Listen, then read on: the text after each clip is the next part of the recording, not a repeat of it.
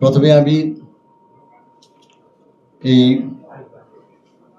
বইয়ের জন্য সোহেল ভাইকে অভিনন্দন জানাচ্ছি। একটি সুন্দর বই প্রকাশের জন্য আমাদের দেশের প্রখ্যাত লোকসাহিত্যিক লোক বিশেষজ্ঞ অধ্যাপক মনসুর উদ্দিন আহমদের একটি কথা আমার এই মুহূর্তে মনে পড়ছে। তিনি বলেছেন যে যাই লিখবে তাকে দুই বলাটির মধ্যে বন্দী করে রাখবে। অর্থাৎ তিনি বই প্রকাশকে উৎসাহিত করেছেন, অনুপ্রাণিত করেছেন।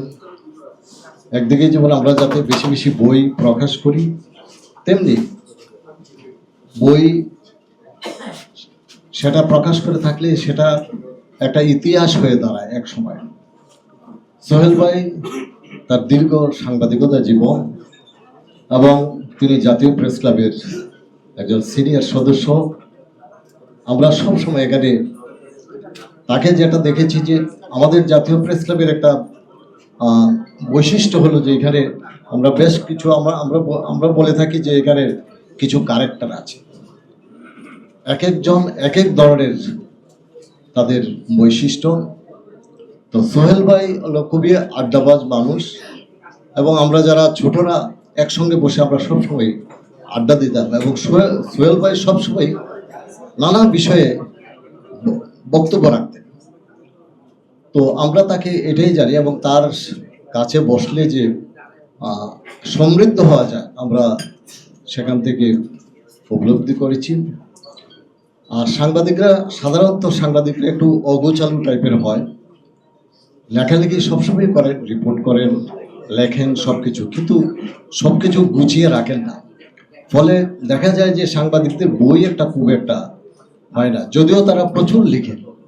সেদিক থেকে সোহেল ভাই যে বইটা যে রচনা করেছেন আমার খুব ভালো লাগছে।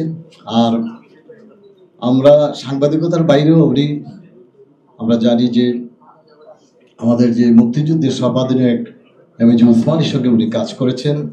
আমাদের রাজনীতির ধ্রুবতারা দেশটিতে বেগম খালেদা জিয়ার সঙ্গে ওনার সরকারে থাকতে যেমন ডেপুটি প্রেস সেক্রেটারি হিসেবে ওনার সান্নিধ্যে ছিলেন, তেমনি বিএনপি চেয়ারপারসন হিসেবে তার দীর্ঘদিন তার সঙ্গে ওনার প্রেস সেক্রেটারি ছিলেন। তো এই সান্নিধ্য থেকে উনি অনেক রাজনৈতিক ব্যক্তিবর্গের সান্নিধ্যে এসেছেন। তো সেই বিষয়গুলো তিনি বইয়ের মধ্যে তুলে ধরেছেন। আমি যদিও বইটা পুরোপুরি পড়তে পারিনি, তবে তার খণ্ড খণ্ড বিভিন্ন চিত্র তার যে ফেসবুক পোস্টে আমি পড়েছি, অত্যন্ত ভালো। এবং সোহেল ভাইয়ের লেখা খুবই ভালো। সাংবাদিকতার যে নৈর্ব্যক্তিক গদ্যে সুললিত ভাষায় বইটি উনি রচনা করেছেন আমি যতটুকু দেখেছি।